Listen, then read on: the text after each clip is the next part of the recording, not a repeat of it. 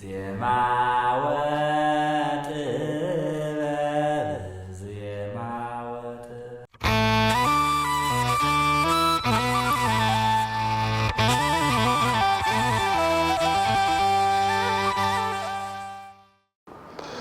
ኦ መፍቀሪያነ ግዕዝ እፎ ነበረ ክራሞትክሙ እስከናሁ በትምህርተ ግዕዝ። እንዴት ሰነበታችሁ? ለዚህ ሰዓት ዕለት ያደረሰን ለዚህ ዕለት ከለቲቱም ለዚህ ሰዓት ያደረሰን የአባቶቻችን የኛም አምላክ ቅዱስ እግዚአብሔር ስሙ ለዘላለም የተመሰገነ ይሁን።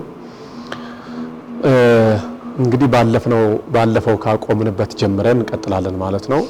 ባለፈው መጨረሻ ላይ አይተን ያቆምነው ስማያት ቃላት ወይም ብትን ሰዋስው ወደ መራሕያን ሲረባ ብለን ያየነው የመድረሻ ፊደላቸው ሳድስ ሲሆኑ በስድስት ከፍለን ያየናቸው ሳድስ ሲሆኑ ለምሳሌ ቤት፣ ልብስ፣ መጽሐፍ። እንደገና የመድረሻ ፊደላቸው ካዕብ ሲሆኑ ናረዱ፣ ሳልስ ሲሆኑ ጠሊ፣ ብህሲ፣ ዘማሪ፣ ቀታሊ፣ ቀዳሲ፣ ብህሲ።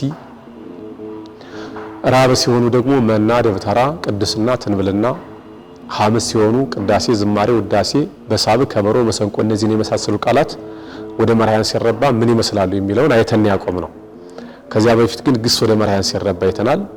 የመድረሻ ፊደላቸው ቀነ ከገ የሆኑ ግሶችም ወደ 10 መራሕያን ሲረቡ ምን ይመስላሉ የሚለውን አይተናል። ዛሬ ደግሞ የምናየው የተሳቢ መራሕያን ነው የሚሆነው። የተሳቢ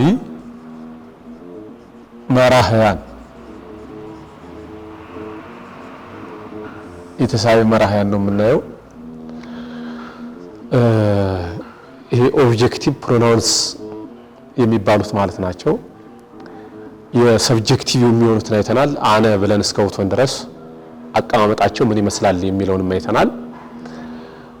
ዛሬ ደግሞ ተሳቢዎቹን ነው የምናየው ማለት ነውና የተሳቢ መራሕያን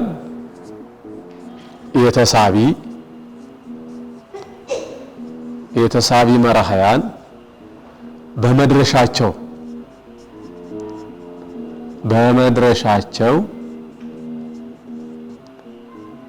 ን ሲተረጎም ማለት ነው። ን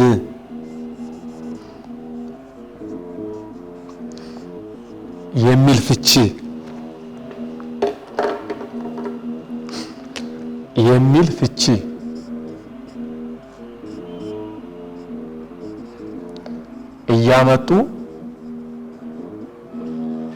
እያመጡ የተሳቢ መራሕያን በመድረሻቸው ሲተረጎም ምን አይነት ፍቺ ያመጣሉ? ን የሚል ፍቺ አያትችን ማለት ነው። ን የሚል እያመጡ ተሳቢ የሆነ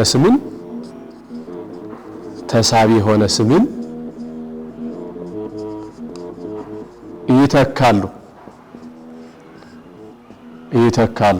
የተሳቢ መራሕያን ደግሞ ተሳቢ የሆነ ስምን ይተካሉ።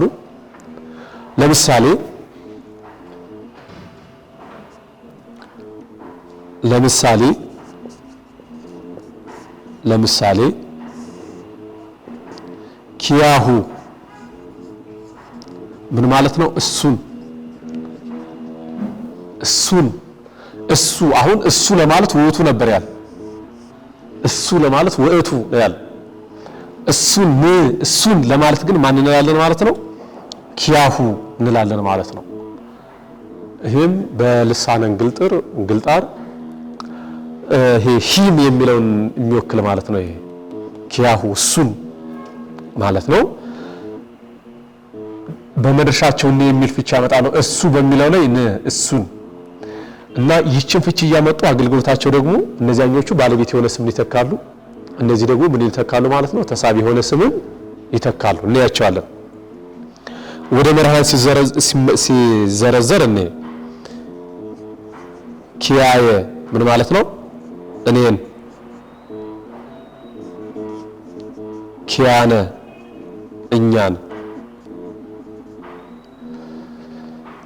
እነዚህ ስንተኛ መደብ ናቸው? አንደኛ መደብ። ኪያከ አንተን።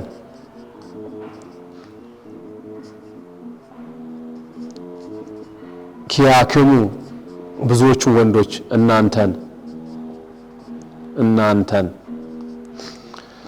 ኪያኪ አንቺን፣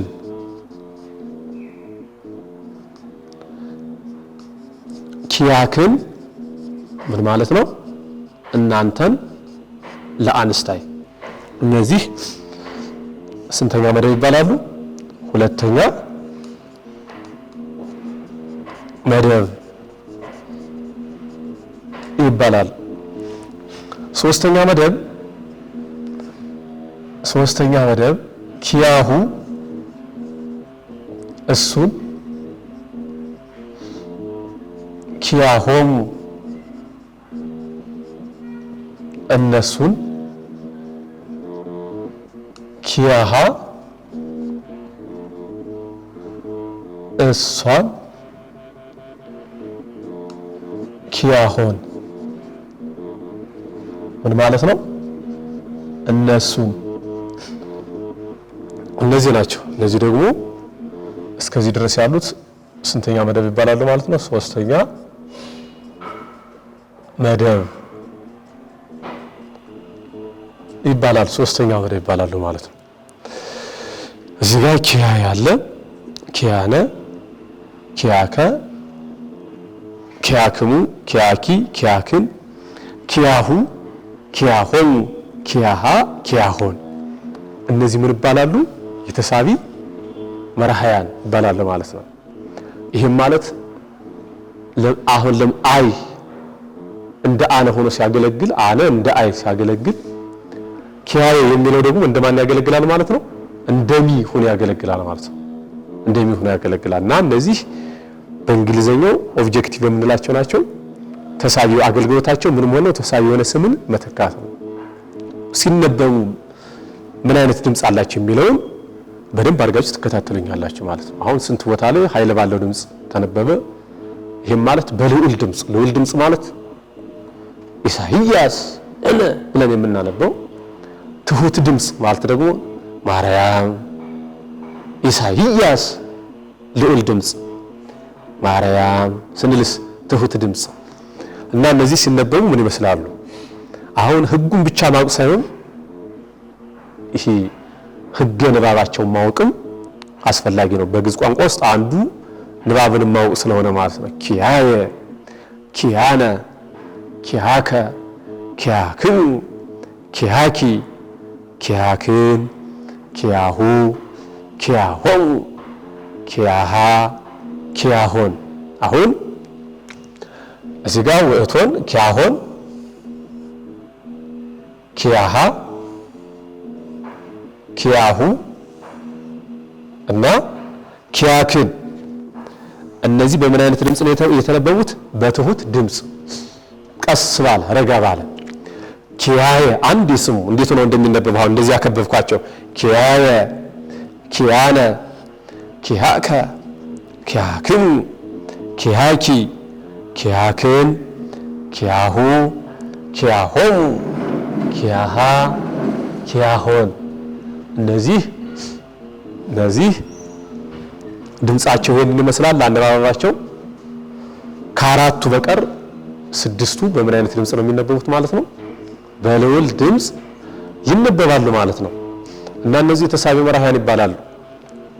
እነዚህ ከሆኑ የተሳቢ መራሕያን በመድረሻቸው ን የሚል ፍች ማለት ለምሳሌ አነ ማለት እኔ ነው። እዚች ጋር ን እዚች ጋር መጨረሻ ላይ ን የምትል ጨምረናል። እና እነዚህ ተሳቢ የሆነ ስምን መተካት ነው አገልግሎታቸው። እስኪ እንዴት ይተካሉ የሚለውን እኔ እስኪ ተሳቢ የሆነ ስምን ሲተኩ እንዴት ነው የሚለውን እናያለን ማለት ነው። እንዴት ነው የሚተኩት የሚለውን ተሳቢ የሆነ ስምን ሲተኩ እናያለን። የተሳቢ መራሕያን ተሳቢ የሆነ ስምን ሲተኩ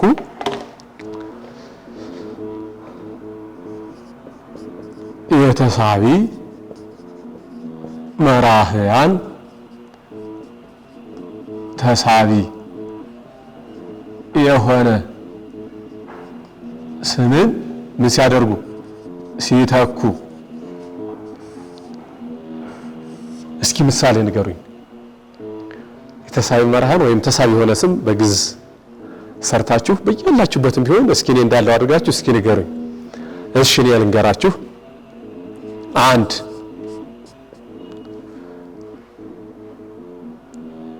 እግዚአብሔር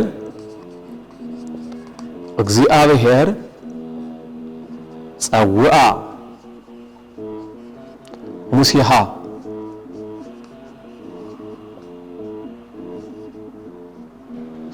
እግዚአብሔር ጸውአ ሙሴሃ ስንት ቃላት አሉ? 3 እግዚአብሔር አለ፣ ጸውአ አለ፣ ሙሴሃ አለ። አሁን እግዚአብሔር ምንድነው አገልግሎቱ በዚህ ውስጥ? ባለቤት። ጸውአ ምንድነው? ግስ ወይም ማሰሪያ አንቀጽ። ሙሴሃ የሚለው ምንድነው? ተሳቢ ነው ማለት ነው። ስለዚህ አሁን እነዚህ እግዚአብሔር የሚለውን ባለቤት ነው የሚተኩ የተሳቢ መራሕያን ብለን አነ፣ ንሕነ፣ አንተ፣ አንትሙ ብለን ያየናቸው ናቸው። እነዚህ ደግሞ ሙሴሃ የሚለውን እዚህ ቦታ ላይ ያሉትን የሚተኩ ናቸው ማለት ነው። ተሳቢ የሆነ ስምን የሚተኩ ናቸው ማለት ነው። እስኪ እንዴት አድርጎ ነው የሚተካው? እስኪ እግዚአብሔር አይቀየርም፣ ራሱ እግዚአብሔር ነው ወይም ውእቱ ማለት እንችላለን። እግዚአብሔር ጸውአ ራሱ ጸውአ ይመጣል። ከዛ እዚህ ጋርስ ማን ይሆናል? እዚህ ጋር ኪያሁ ይሆናል ማለት ነው። እግዚአብሔር ጸውአ ኪያሁ፣ እግዚአብሔር እሱን ጠራ። አሁን ሙሴ የሚለው ማን ተካልን ማለት ነው? ኪያሁ የሚለው ቃል ተካልን። የተሳቢ መራሕያን ለምሳሌ አሁን እግዚአብሔር የሚለውን መተካት አይችልም። ኪያሁ ጸውአ አይባልም። እሱን ጠራ ይባላል። እሱን ጠራ እሱ አይባልም። እግዚአብሔር በሚለው ቦታ ላይ ውእቱ፣ አሁን እዚህ እግዚአብሔር የሚለው ላይ ውእቱ ጸውአ ምን ኪያሁ ማለት እንችላለን ማለት ነው። ምሳሌ 2 አብ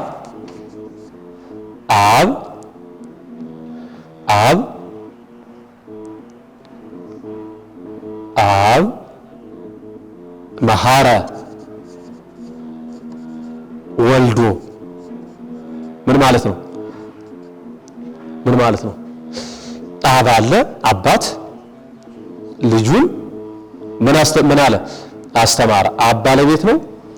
መሐረ ማሰሪያ አንቀጽ ነው። ወልድ የሚለው ደግሞ ምንድነው ማለት ነው? ተሳቢ ነው ማለት ነው። ስለዚህ አሁንም እዚህ ጋር አብ የሚለው ራሱ ይመጣል። አብ መሐረ ከዛስ ወልዶ በሚለው ቦታስ ኪያሁ የሚለው ቃል ይሆናል ማለት ነው። ስለዚህ ወልዶ የሚለውን ቃል ማን ተካልን? ኪያሁ የሚለው ቃል ተካልን ማለት ነው። ሴት ሲሆንስ አሁን ጾታቸው ይሄ አንስተ ስናደርገው ወደ ምሳሌ 3 ነው የምንሄደው። አሁን እንዲህ እያደረጉ ምን መተካት ነው? ተሳቢ የሆነ ስምን መተካት ነው። ለምሳሌ ምሳሌ 3 እግዚአብሔር ጸውአ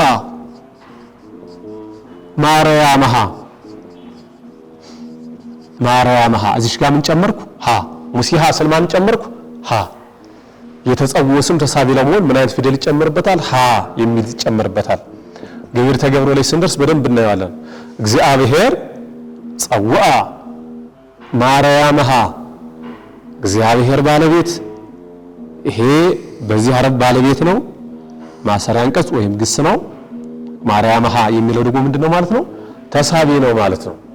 ስለዚህ አሁን ቅድም እግዚአብሔር ጸውአ ሙሴሃ እዚህ ጋር ሙሴሃ ሲሆን ኪያሁ ብለን ነበረ። አሁንም እግዚአብሔር አይቀየርም፣ ውእቱ ማለት እንችላለን። በእግዚአብሔር ቦታ እግዚአብሔር ጸውአ ከዛስ ማን ይሆናል ማለት? ጸውአ ጠራ ኪያኪ እግዚአብሔር ጸውአ ኪያኪ ጠራ ስንል ማንን? እሷን። በእርግጥ አንቺንም ጠራ ማለት እንችላለን። ማርያምሃ ኪያሃ እግዚአብሔር ጸውአ ኪያሃ እግዚአብሔር እርሷን ጠራ። አሁን ማርያም የሚለውን ስም ማን ተካልን ማለት ነው? ኪያሃ የሚለው ተካልን ማለት ነው። እንዲህ ቢሆንስ ምሳሌ 40 እግዚአብሔር አንድ ማድረገው ልዩነቱ እንዲገባችሁ ነው። እግዚአብሔር ጸውአ ሙሴሃ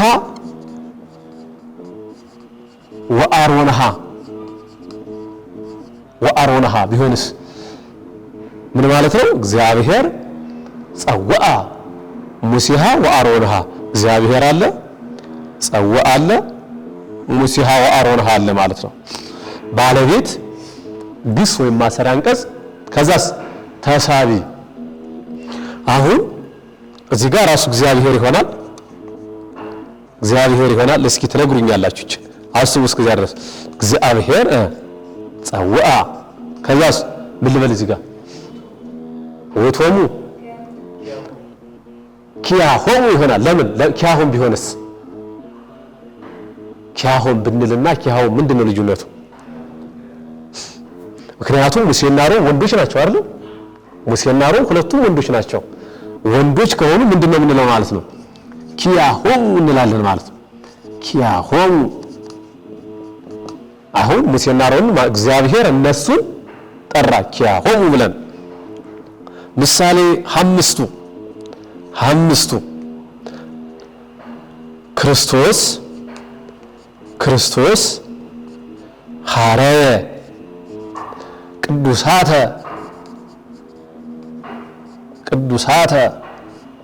አንስተ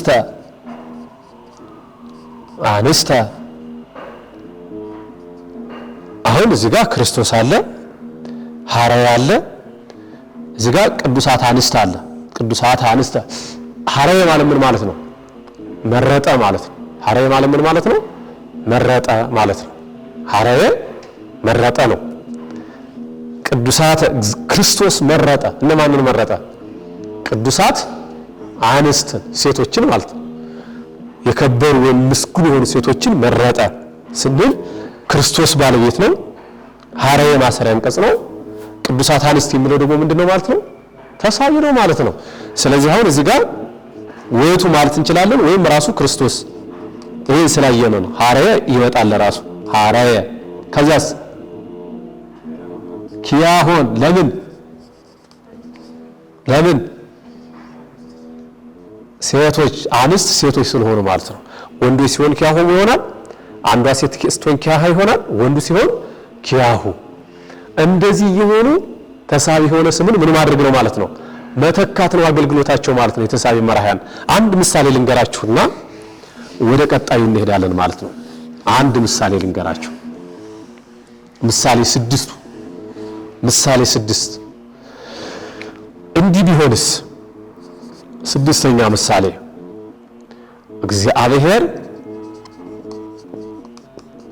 እግዚአብሔር ጸውአ ሙሴሃ ወማርያምሃ እህተ ሙሴ ማለት ነው። ወማርያምሃ 7 እግዚአብሔር ጸውአ ማርያምሃ ወሙሴሃ ቢሆንስ? አሁን እዚህ ጋር እግዚአብሔር አለ፣ ባለቤት ነው። ራሱ እግዚአብሔር ይመጣል። እግዚአብሔር ራሱ ይመጣል፣ እግዚአብሔር ይሆናል። ጸውአ ራሱ ነው። እዚህ ጋርም ጸውአ ይሆናል ማለት ነው። ከዛ ሙሴሃ ወማርያምሃ ምን ልበል? አሁን እስካሁን ሙሴሃ ወአሮና ወንድና ወንድ ሲሆኑ ኪያሁን እንጠቀማለን። ሙሴ ወማርያምሃ ሙሴ እግዚአብሔር ጠራ ማንና ማንን? ሙሴና ማርያምን ስንል አሁን እዚህ ጋር ማን ነው የሚሆን? ኪያሆን ነው ወይስ ኪያሆም? ኪያሆን ኪያሆን ነው እንደምትሉኝ? ኪያሆኑ ለምን ሴትና ወንድ ሆነው ሲመጡ ምን ጊዜ የምንጠቀመው ይሄ ስለሆነ ኪያሆሙ። እሺ እዚህ ጋር ሙሴ ስለቀደመ ነው። እዚህ ሰባተኛው እግዚአብሔር ጸውአ ጠራ ማንና ማንን? ማርያምሃ ወሙሴሃ ማርያምንና ሙሴን ጠራ። ሴቷ ቀድማ ስትመጣስ? እስኪ አሁን እዚህ ጋር ማን ይሆናል? ለራሱ እግዚአብሔር ይሆናል። እግዚአብሔር ይሆናል።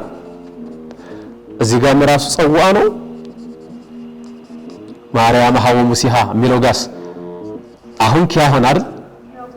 የተሳቢ መራህያንን ስንተካ በዚህ ልክ ምን እናደርጋቸዋለን ማለት ነው?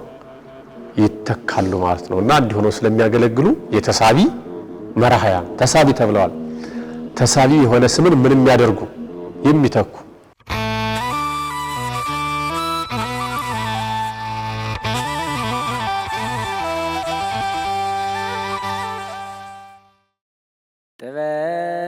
ጥበብሰ መድኃኒነ ውእቱ ዘቤዘወነ በጥብሐ ሥጋሁ ወተሳየጠነ በንዝሐተ ደሙ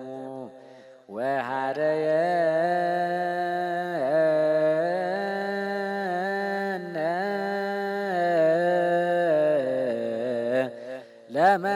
ለመንግሥቱ